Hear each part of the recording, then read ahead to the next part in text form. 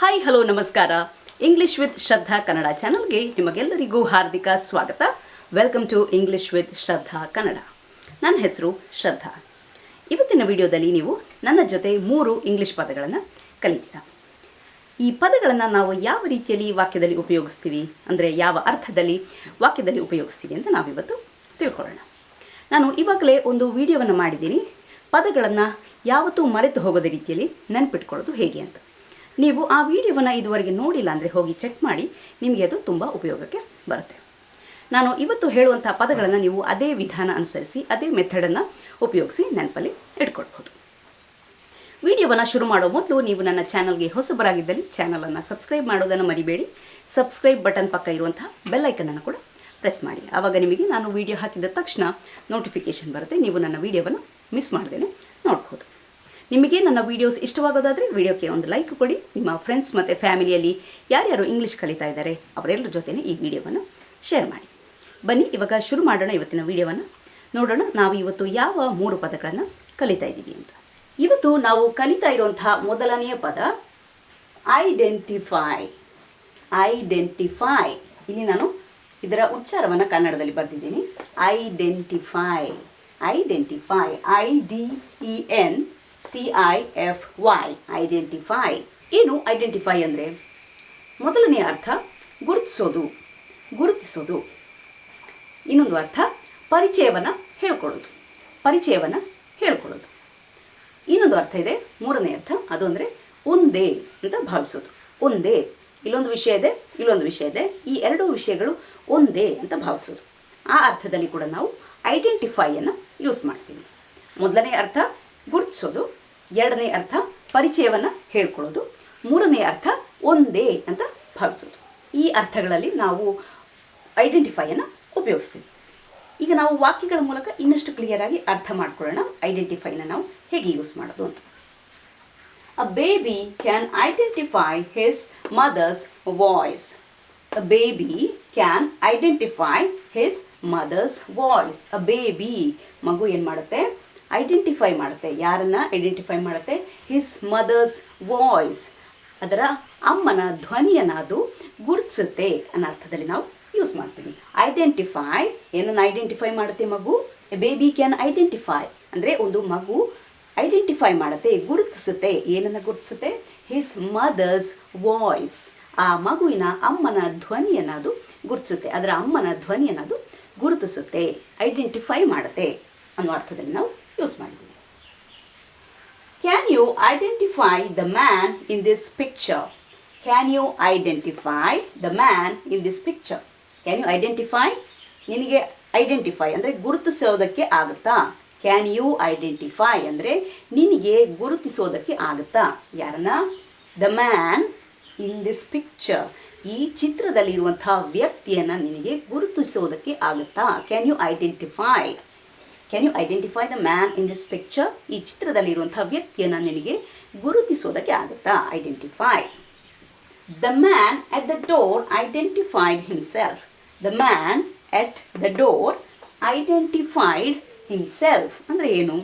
The man at the door ಅಂದರೆ ಡೋರಿನ ಹತ್ತಿರ ನಿಂತಿರುವಂಥ ವ್ಯಕ್ತಿ.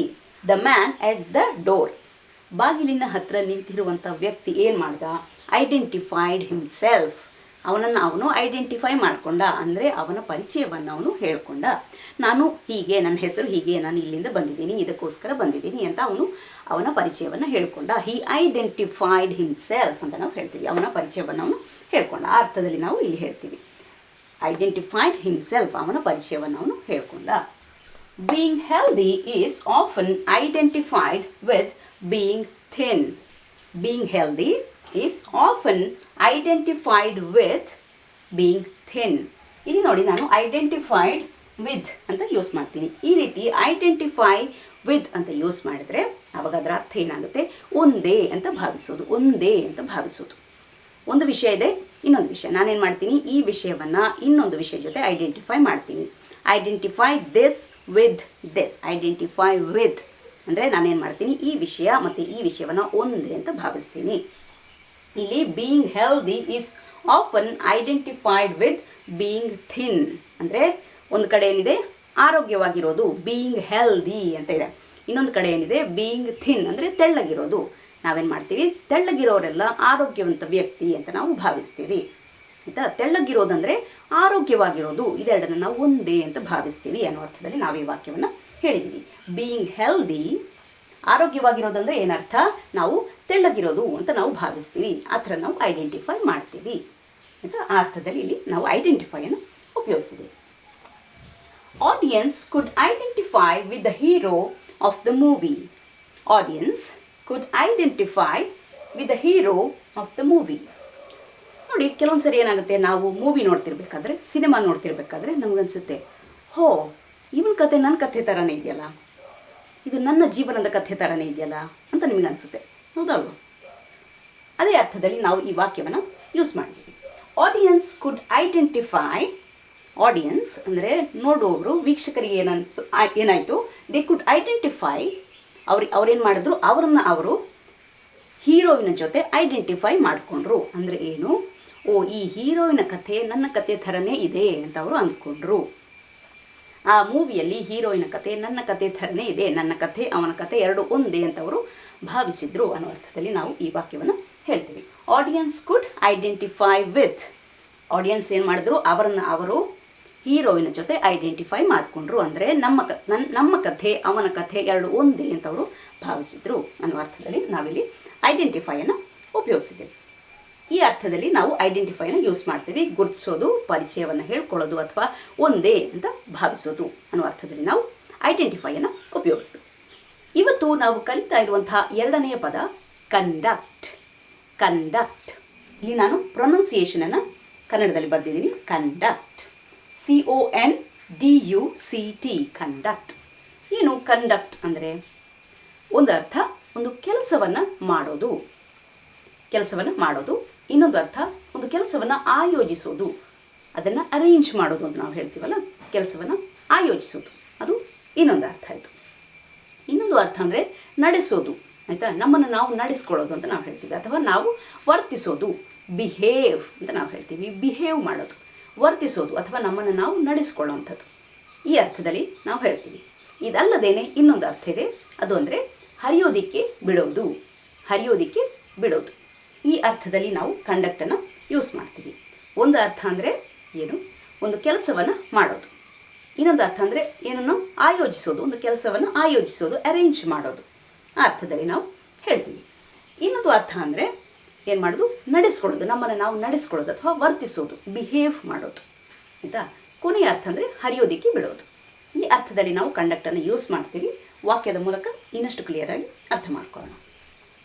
They conducted an experiment. They conducted an experiment.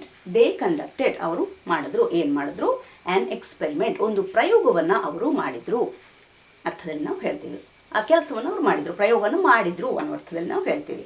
Conducted an experiment ಅಂದರೆ ಅವರು ಒಂದು ಎಕ್ಸ್ಪೆರಿಮೆಂಟ್, ಒಂದು ಪ್ರಯೋಗವನ್ನು ಮಾಡಿದರು. A guide conducted tour of the Taj Mahal. A guide conducted tour of the Taj Mahal. A guide ಏನು ಮಾಡ್ದ, ಕಂಡಕ್ಟೆಡ್ tour, ಅವನೊಂದು ಟೂರನ್ನು conduct ಮಾಡ್ದ.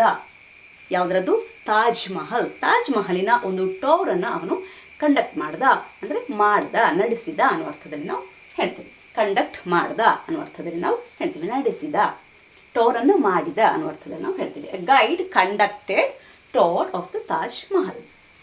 The government conducted a survey. The government conducted a survey. Government ಏನು ಮಾಡ್ತು, ಒಂದು ಸರ್ವೆಯನ್ನು ನಡೆಸ್ತು ಅಥವಾ ಮಾಡ್ತು ಅನ್ನೋ ಅರ್ಥದಲ್ಲಿ ನಾವು ಹೇಳ್ತೀವಿ. The government conducted a survey ಅಂದರೆ ಒಂದು ಸರ್ವೆಯನ್ನು ಮಾಡ್ತು. The party conducted a massive election campaign. The party conducted a massive election campaign. Party ಏನು ಮಾಡ್ತು, ಪಾರ್ಟಿ ಅಂದರೆ ಇಲ್ಲಿ ಪೊಲಿಟಿಕಲ್ ಪಾರ್ಟಿ ಏನು ಮಾಡ್ತು, ಕಂಡಕ್ಟೆಡ್, ಆಯೋಜನೆ ಮಾಡ್ತು. ಏನನ್ನು ಆಯೋಜನೆ ಮಾಡ್ತು, ಎ ಮ್ಯಾಸಿವ್ ಎಲೆಕ್ಷನ್ ಕ್ಯಾಂಪೇನ್, ಒಂದು ಬೃಹತ್ತಾದ ಚುನಾವಣಾ ಪ್ರಚಾರವನ್ನು ಆಯೋಜನೆ ಮಾಡ್ತು. ದ ಪಾರ್ಟಿ ಕಂಡಕ್ಟೆಡ್, ಪಾರ್ಟಿ ಆಯೋಜನೆ ಮಾಡ್ತು. ಏನನ್ನು ಆಯೋಜನೆ ಮಾಡ್ತು, ಎ ಮ್ಯಾಸಿವ್, ಒಂದು ಬೃಹತ್ತಾದ ಇಲೆಕ್ಷನ್ ಕ್ಯಾಂಪೇನ್, ಚುನಾವಣಾ ಪ್ರಚಾರವನ್ನು ಆಯೋಜನೆ ಮಾಡ್ತು ಅನ್ನೋ ಅರ್ಥದಲ್ಲಿ ನಾವಿಲ್ಲಿ ಕಂಡಕ್ಟನ್ನು ಯೂಸ್ ಮಾಡ್ತೀವಿ. The way you conduct yourself in an interview often determines whether you get the job or not. The way you conduct yourself. Conduct your self ಅಂದರೆ ಏನು? ನಿಮ್ಮನ್ನು ನೀವು ನಡೆಸ್ಕೊಳ್ಳೋದು ಅಂದರೆ ನೀವು ವರ್ತಿಸೋದು. ದ ವೇ ಅಂದರೆ ನೀವು ನಡೆದುಕೊಳ್ಳುವಂತಹ, ನಿಮ್ಮನ್ನು ನೀವು ನಡೆಸಿಕೊಳ್ಳುವಂತಹ ರೀತಿ ಅಂದರೆ ನೀವು ವರ್ತಿಸುವಂತಹ ರೀತಿ. ಇನ್ ಅನ್ ಇಂಟರ್ವ್ಯೂ, ಒಂದು ಇಂಟರ್ವ್ಯೂನಲ್ಲಿ ನಿಮ್ಮನ್ನು ನೀವು ಯಾವ ರೀತಿಯಲ್ಲಿ ನಡೆಸ್ಕೊಳ್ತೀರಾ? ಅದೇನು ಮಾಡುತ್ತೆ? ಆಫನ್ ಡಿಟರ್ಮಿನ್ಸ್, ಅದು ನಿರ್ಧಾರ ಮಾಡುತ್ತೆ. ಆಫನ್ ಡಿಟರ್ಮಿನ್ಸ್ ಅಂದರೆ ನಿರ್ಧಾರ ಮಾಡುತ್ತೆ. ಏನನ್ನು ನಿರ್ಧಾರ ಮಾಡುತ್ತೆ? Whether you get the job or not. Whether you get the job or not, ನಿಮಗೆ ಕೆಲಸ ಸಿಗುತ್ತೋ ಇಲ್ವೋ ಅನ್ನೋದನ್ನು ಅದು ನಿರ್ಧಾರ ಮಾಡುತ್ತೆ. ನೀವು ಒಂದು ಇಂಟರ್ವ್ಯೂನಲ್ಲಿ ನಿಮ್ಮನ್ನು ಯಾವ ರೀತಿಯಲ್ಲಿ ನಡೆಸ್ಕೊಳ್ತೀರಾ, ನಿಮ್ಮನ್ನು ನೀವು ಯಾವ ರೀತಿಯಲ್ಲಿ ನಡೆಸ್ಕೊಳ್ತೀರಾ, ನೀವು ಯಾವ ರೀತಿಯಲ್ಲಿ ವರ್ತಿಸ್ತೀರಾ, ಅದು ನಿರ್ಧಾರ ಮಾಡುತ್ತೆ ನಿಮಗೆ ಕೆಲಸ ಸಿಗುತ್ತೋ ಇಲ್ವೋ ಅನ್ನೋದನ್ನು ನಿರ್ಧಾರ ಮಾಡುತ್ತೆ ಅಂತ ನಾವು ಈ ವಾಕ್ಯದ ಮೂಲಕ ಹೇಳ್ತಿದ್ದೀವಿ. Plastic does not conduct electricity. Plastic does not conduct electricity. ಇಲ್ಲಿ ನಾವು ಕಂಡಕ್ಟ್ ಅಂದರೆ ಹರಿಯೋದಕ್ಕೆ ಬಿಡೋದು ಅನ್ನೋ ಅರ್ಥದಲ್ಲಿ ಯೂಸ್ ಮಾಡ್ತೀವಿ. ಇದನ್ನು ನಾವು ಸೈನ್ಸಲ್ಲಿ ಕಲಿತೀವಿ ಅಲ್ವಾ, ಕಂಡಕ್ಟರ್ಸ್, ವಾಹಕ ಅಂತ ನಾವು ಕಲಿತೀವಿ. ಅಂದರೆ ಪ್ಲಾಸ್ಟಿಕ್ ಅನ್ನೋದು ವಾಹಕ ಅಲ್ಲ, ಪ್ಲಾಸ್ಟಿಕ್ ಮೂಲಕ ಕರೆಂಟ್ ಹರಿಯೋದಿಲ್ಲ. Plastic does not conduct electricity ಅಂದರೆ ಪ್ಲಾಸ್ಟಿಕ್ಕಿನ ಮೂಲಕ ಇಲೆಕ್ಟ್ರಿಸಿಟಿ ಹರಿಯೋದಿಲ್ಲ. ಡಸ್ ನಾಟ್ ಕಂಡಕ್ಟ್, ಅದರ ಮೂಲಕ ಇಲೆಕ್ಟ್ರಿಸಿಟಿ ಹರಿಯೋದಿಲ್ಲ, ಕರೆಂಟ್ ಹರಿಯೋದಿಲ್ಲ ಅಂತ ನಾವು ಹೇಳ್ತೀವಿ. ಡಸ್ ನಾಟ್ ಕಂಡಕ್ಟ್, ಅದರ ಮೂಲಕ ಹರಿಯೋದಿಲ್ಲ ಅನ್ನೋ ಅರ್ಥದಲ್ಲಿ ನಾವು ಹೇಳ್ತೀವಿ. ಹಾಗಾಗಿ ನಾವು ಕಂಡಕ್ಟ್ ಅನ್ನೋದನ್ನು ಮಾಡೋದು, ಕೆಲಸವನ್ನು ಆಯೋಜಿಸೋದು ಅಥವಾ ನಡೆಸೋದು, ವರ್ತಿಸೋದು, ಈ ಅರ್ಥದಲ್ಲಿ ನಾವು ಯೂಸ್ ಮಾಡ್ತೀವಿ. ಅದಲ್ಲದೇ ನಾವು ಸೈನ್ಸ್ ಪಾಯಿಂಟ್ ಆಫ್ ವ್ಯೂಯಿಂದ ತಗೊಂಡ್ರೆ ಹರಿಯೋದಕ್ಕೆ ಬಿಡೋದು ಅನ್ನೋ ಅರ್ಥದಲ್ಲಿ ಕೂಡ ಕಂಡಕ್ಟನ್ನು ಉಪಯೋಗಿಸ್ತೀವಿ. ಇವತ್ತು ನಾವು ಕಲಿತಾ ಇರುವಂತಹ ಕೊನೆಯ ಪದ ಪೋರ್ಟೆಬಲ್. ಪೋರ್ಟೆಬಲ್, ಇಲ್ಲಿ ನಾನು ಉಚ್ಚಾರವನ್ನು ಬರೆದಿದ್ದೀನಿ ಕನ್ನಡದಲ್ಲಿ. POTABLE, portable. ಏನರ್ಥ ಪೋರ್ಟೆಬಲ್ ಅಂದರೆ? ಪೋರ್ಟೆಬಲ್ ಅಂದರೆ ಕುಡಿಯೋದಕ್ಕೆ ಯೋಗ್ಯವಾದಂಥದ್ದು, ಕುಡಿಯೋದಕ್ಕೆ ಯೋಗ್ಯವಾದಂಥದ್ದು ಅನ್ನೋ ಅರ್ಥದಲ್ಲಿ ನಾವು ಯೂಸ್ ಮಾಡ್ತೀವಿ ಪೋರ್ಟೆಬಲ್. ಇನ್ನೊಂದಿದೆ ಪೋರ್ಟೆಬಲ್ಸ್ ಅಂತ ನಾವು ಯೂಸ್ ಮಾಡ್ತೀವಿ, ಪ್ಲೂರಲ್ ಅದು. ಪೋರ್ಟೆಬಲ್ಸ್ ಎಸ್ ಹಾಕ್ಕೊಳ್ಬೇಕು, ಇಲ್ಲಿ ಪೋರ್ಟೆಬಲ್ಸ್ ಅಂತ ಆಗುತ್ತೆ. ಅದರ ಅರ್ಥ ಆಲ್ಕೋಹಾಲ್. ಆಲ್ಕೋಹಾಲ್ ಅಂದರೆ ಮದ್ಯಸಾರ, ಆಲ್ಕೋಹಾಲ್ ಅನ್ನೋ ಅರ್ಥದಲ್ಲಿ ಕೂಡ ನಾವು ಯೂಸ್ ಮಾಡ್ತೀವಿ. ಹಾಗೆ ಅರ್ಥದಲ್ಲಿ ಯೂಸ್ ಮಾಡೋದಾದರೆ ನೀವು ಪೋರ್ಟೆಬಲ್ಸ್ ಅಂತ ಹಾಕ್ಕೊಳ್ಬೇಕು. ಪೋರ್ಟೆಬಲ್ ಅಂತ ಬರೆದ್ರೆ ಕುಡಿಯೋದಕ್ಕೆ ಯೋಗ್ಯವಾದಂಥದ್ದು ಅನ್ನೋ ಅರ್ಥದಲ್ಲಿ ನಾವು ಯೂಸ್ ಮಾಡ್ತೀವಿ. ವಾಕ್ಯದಲ್ಲಿ ನೋಡೋಣ, ಅರ್ಥ ಮಾಡ್ಕೊಳ್ಳೋಣ, ಇನ್ನಷ್ಟು ಕ್ಲಿಯರ್ ಆಗಿ ನಿಮಗೆ ಗೊತ್ತಾಗುತ್ತೆ. They did not have supply of portable water. They did not have supply of portable water. They did not have, ಅವರಿಗೆ ಇರಲಿಲ್ಲ. ಏನಿರಲಿಲ್ಲ? ಸಪ್ಲೈ ಆಫ್, ಸಪ್ಲೈ ಇರಲಿಲ್ಲ ಅವರಿಗೆ. ಯಾವುದರ ಸಪ್ಲೈ? ಆಫ್ ಪೋರ್ಟೆಬಲ್ ವಾಟರ್ ಅಂದರೆ ಕುಡಿಯೋದಕ್ಕೆ ಯೋಗ್ಯವಾದಂತಹ ನೀರಿನ ಸಪ್ಲೈ. ಪೋರ್ಟೆಬಲ್ ವಾಟರ್ ಅಂದರೆ ಕುಡಿಯೋದಕ್ಕೆ ಯೋಗ್ಯವಾದಂತಹ ನೀರಿನ ಸಪ್ಲೈ, ನೀರಿನ ವ್ಯವಸ್ಥೆ ಅವರಿಗೆ ಇರಲಿಲ್ಲ. ಪೋರ್ಟೆಬಲ್ ವಾಟರ್ ಅಂದರೆ ಕುಡಿಯೋದಕ್ಕೆ ಯೋಗ್ಯವಾದಂಥದ್ದು ಅರ್ಥದಲ್ಲಿ ನಾವು ಯೂಸ್ ಮಾಡ್ತೀವಿ. ಪೋರ್ಟೆಬಲ್ ವಾಟರ್, ಪೋರ್ಟೆಬಲ್ ಡ್ರಿಂಕ್ ಅಂದರೆ ಕುಡಿಯೋದಕ್ಕೆ ಯೋಗ್ಯವಾದಂಥದ್ದು ಅನ್ನೋ ಅರ್ಥದಲ್ಲಿ ನಾವು ಯೂಸ್ ಮಾಡ್ತೀವಿ. ಇನ್ನೊಂದು ಅರ್ಥ ನಾನು ಆವಾಗಲೇ ಹೇಳಿದೆ, ಪೋರ್ಟೆಬಲ್ಸ್ ಅಂದರೆ ಆಲ್ಕೋಹಾಲ್ ಅನ್ನೋ ಅರ್ಥದಲ್ಲಿ. They got wine and other potables for the party. They got wine and other potables for the party. ನೋಡಿ, ಪೋರ್ಟೆಬಲ್ಸ್ ಅಂತ ನಾನು ಯೂಸ್ ಮಾಡಿದ್ದೀನಿ, ಆವಾಗ ಗೊತ್ತಾಗುತ್ತೆ ಅದು ಆಲ್ಕೋಹಾಲ್, ಮದ್ಯಸಾರ ಅಂತ ನಮಗೆ ಗೊತ್ತಾಗುತ್ತೆ. ಏನು ಮಾಡಿದ್ರು? ಪಾರ್ಟಿಗೋಸ್ಕರ ಏನು ತೊಗೊಂಡ್ಬಂದರು? ವೈನ್ ಮತ್ತು ಬೇರೆ ಆಲ್ಕೋಹಾಲ್ನ ಡ್ರಿಂಕ್ಸನ್ನು ತೊಗೊಂಡು ಬಂದರು. ವೈನ್ ಆ್ಯಂಡ್ ಅದರ್ ಪೋರ್ಟೆಬಲ್ಸ್ ಅಂದರೆ ಆಲ್ಕೋಹಾಲ್ ಡ್ರಿಂಕ್ಸ್ ಅಂತ ನಾವು ಹೇಳ್ತೀವಿ. They got wine and other potables for the party. ಆ ಅರ್ಥದಲ್ಲಿ ನಾವು ಇದನ್ನು ಹೇಳ್ತೀವಿ. ಇವತ್ತಿನ ವಿಡಿಯೋದಲ್ಲಿ ಇಷ್ಟೇ. ಇನ್ನೊಂದು ವಿಡಿಯೋದೊಂದಿಗೆ ನಿಮ್ಮನ್ನು ನಾನು ಭೇಟಿಯಾಗ್ತೀನಿ. ಅಲ್ಲಿಯವರೆಗೆ ಖುಷಿಯಾಗಿರಿ, ಸ್ಮೈಲ್ ಮಾಡ್ತಾ ಇರಿ, be happy, keep smiling. Bye.